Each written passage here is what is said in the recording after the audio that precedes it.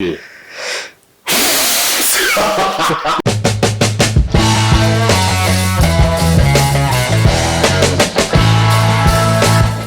Hello, bro. It's one of those days that you be like, oh, come on, this Nigerian team wants to put us into Kamato stage. Come on, My brother. you know, this is so unfortunate.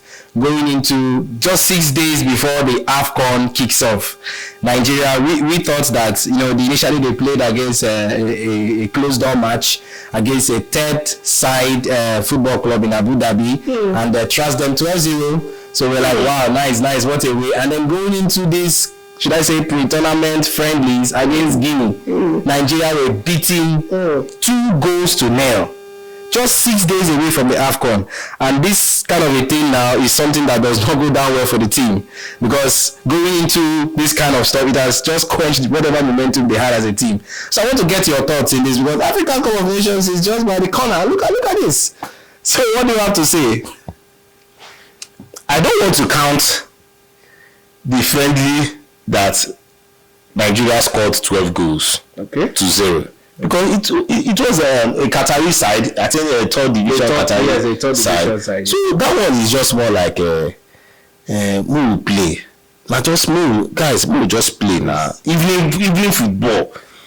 It was today that we played a pre-tournament friendly. And what happened? We were beaten by 2-0. Then you ask, now this leg, we won't take this finals for AFCON.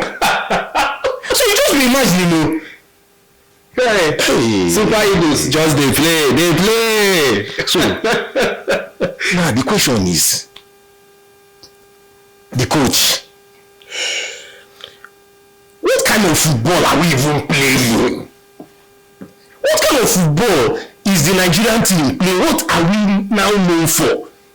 Truly, the team is, in fact, we don't have a team. We have individual players, but we don't have a team.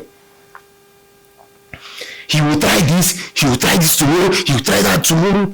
Hey, in fact, we need to even, for the fact that the presidency, in its magnanimous nature, hope I got the grammar right, but as $12 billion to say, you see, you these people, we have given you all your money, so all you need, cleared everything. We have given you all your money, so we don't need excuses. Because back in those days, they were giving excuses.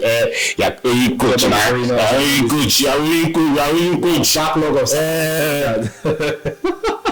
President Tinubu say, I beg, go na collect this money. We don't want any form of excuses. My brother, now this leg, we won't reach semi-finals.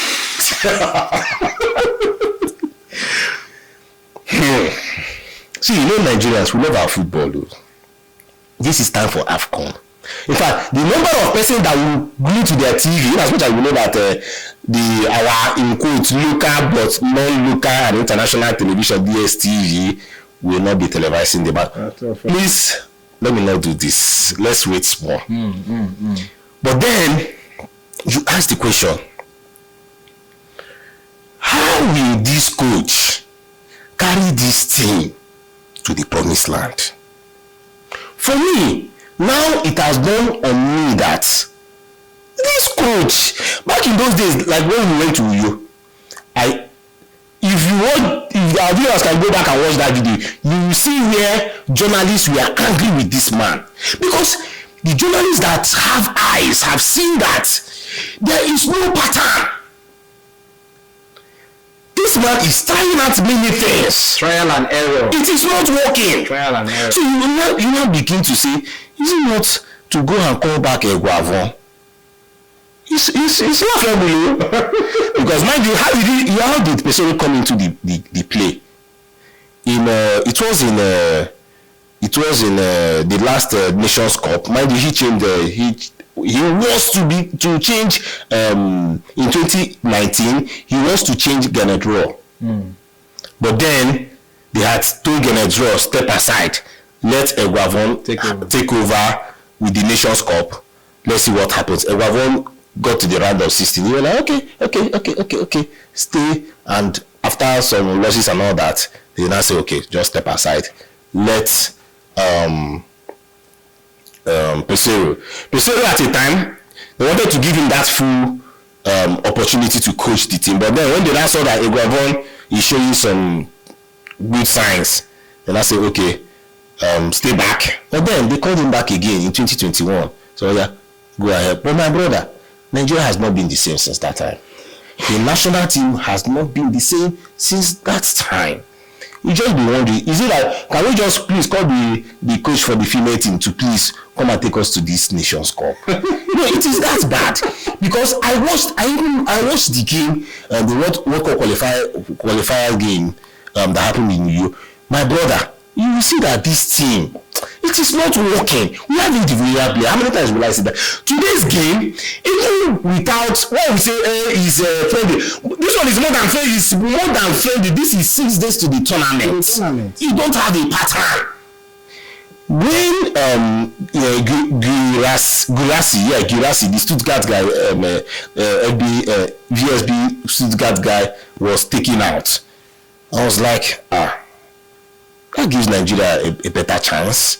Okay, I was not even seeing that we will not win this game less than 3-0.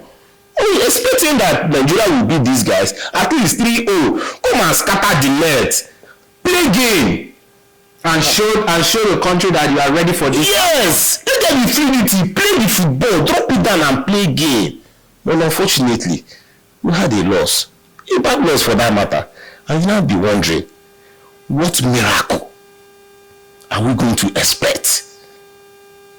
It's so sad, my brother. But back at Twitter, there's this speculation. People were like, okay, this kind of thing that happened to Super Eagles, could it be a blessing in disguise for Super Eagles?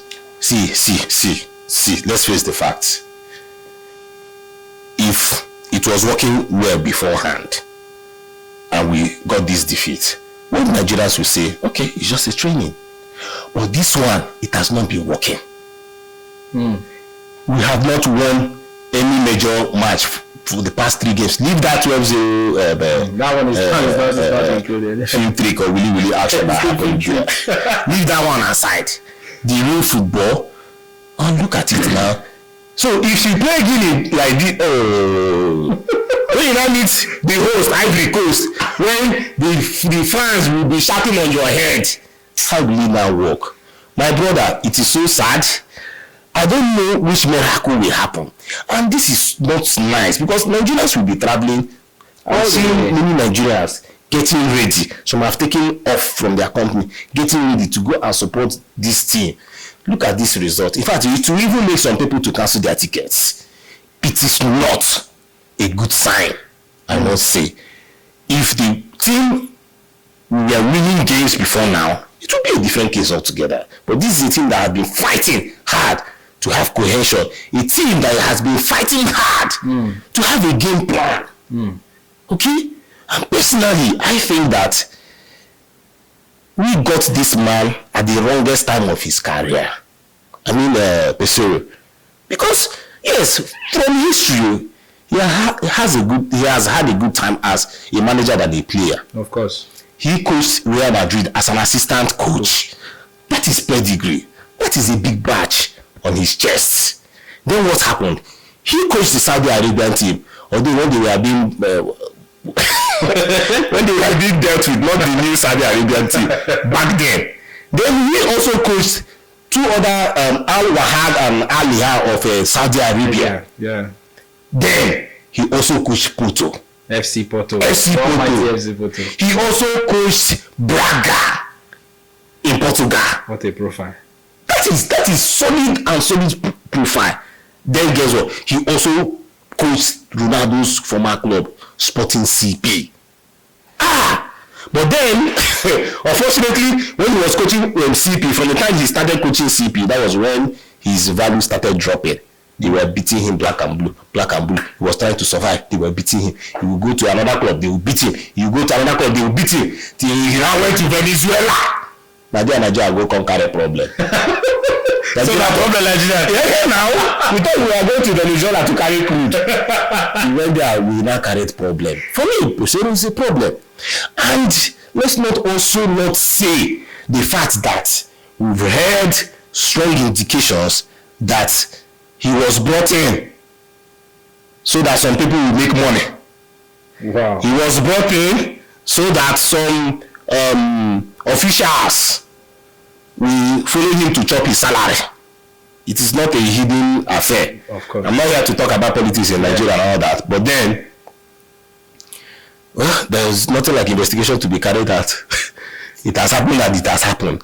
How we pursue it? I don't know. It is too short to say, okay, Oga, go and do some coaching or more. It is a confusing state right now. It is a confusing state right now, my brother. So obviously we can say, Omo, now God hand Nigeria Super Eagles there now. Something we dey expect make Ahmed Musa, wonderful guy out there. We dey expect Ahmed Musa come save Nigeria. A grand lord to come and save Nigeria is a very, very sad. I'm out there for I'm also feeling for the guy Victor Boniface.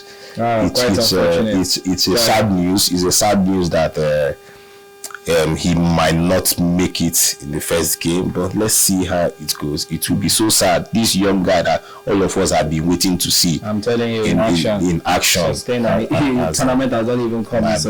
My brother. It's just quite. It's quite in an AFCON that mini scouts are going out there to watch players. I just pray that this AFCON let it be a successful one.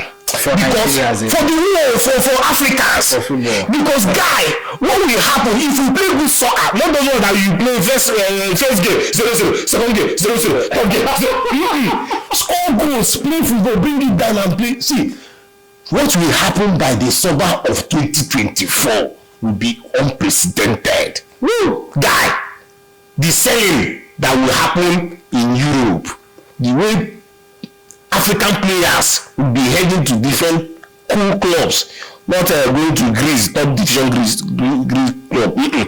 Better club, Premier League, Spanish League, Bundesliga. That is what we are expecting. Yeah. And that's why I cannot wait for all these young players to come out. Look at their ages, 22, 23, 21, 22, 23. They still have a lot to offer. Yes. So that's what we are praying for. We need that AFCON that at the end of the tournament, agents, everybody go chill, go they drink, they wait for summer with their scissors and long knife to cut out those monies, those budgets, those billions that Chelsea has been playing at this moment. Africans and African players should have their own portion of their money. And that's what we're praying for. Yes, a good tournament. Hopefully. So hopefully we are Super Eagles. Now God hand on a day. All right, football lovers. To those of you watching this video, now we know that DSTV have not yet purchased broadcasting right for this AFCON. But we at Football Intel, we have good news for you guys. And what is that good news? Woo! The good news is that right here in football, we are going to be having post-match analysis for all the AFCON games. When I mean all the AFCON games, so all you just need to do is whenever the AFCON starts, just stay glued to your phone. That's why I said to those of you watching this video, please don't just subscribe alone, click on that notification bell, click on all notifications, so that when this post-match analysis keep coming, you will get to, in fact, Football Intel has got you, it's going to keep you at the edge of your seat because we here are ready. We can't wait. I mean, so Mr. Victor, what do you have to say about that? No, I can't wait. This tournament, we are going all out. We are going all out with all energy, with all strength, with all time, with all of our expertise to make sure that you will feel this tournament. We want to be that first channel that we will have post-match analysis for the entire 52 games. Entire 52. No one will be leaving, bringing it to you as if they hot, so that you enjoy this game, the matches that you miss or that you've watched, you will see different angles to those games. That is what we are bringing to you. This Football Inter. Yeah. So that shows you how prepared we are. This AFCON, like he has rightly said, we are going to be giving you guys banger banger. All right, at this point we are going to draw the curtain. Mr. Victor, I must really appreciate you for being on this show. Thank you so much. And you know why I do this? It reminds me of what Sabinus does in his comedy. You know what is the situation when he stands? He does that. Meaning that what I just did now, what I just did now is that Super Eagles, now God hand, una day. Yes, sir. See, we come your way again next time. Have a lovely night rest.